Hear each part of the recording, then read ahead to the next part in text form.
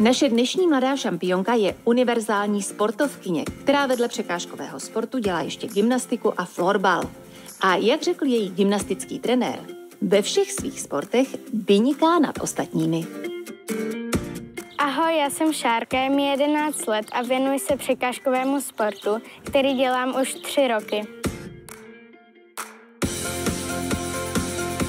Já jsem začínala gymnastikou a tam chodil trenér z těch překážkových sportů, který se mě vlastně jako zeptal, jestli nechci chodit k ním na tréninky na ten překážkový sport.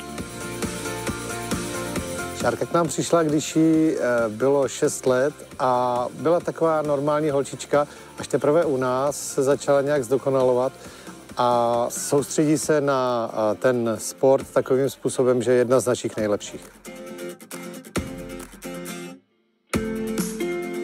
Mě jako na tom baví, že mám jako docela dost síly a že jsem to mohla jako zvládnout, takže jsem takhle začala jezdit jako na ty závody.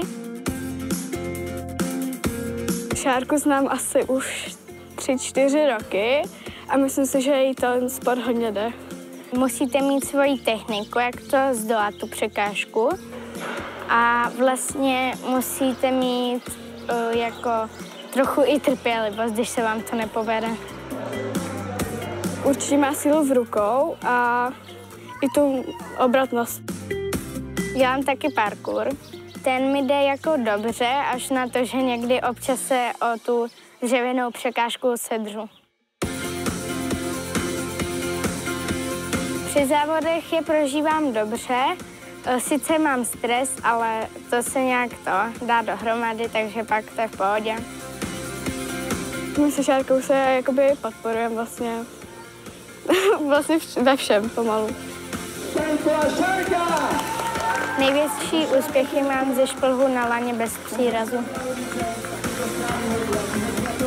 Vyhrává standardně, vyhrává závody ve šplhu, vyhrává závody v atletice a je velmi dobrá v florbalu. Šárka je sportovní hodná byla.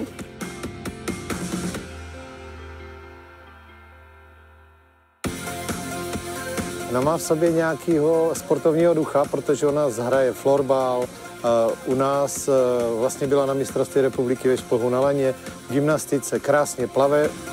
No, mě jako baví, že se jako hejbu, že nejsem doma celou dobu jako na mobilu nebo takhle.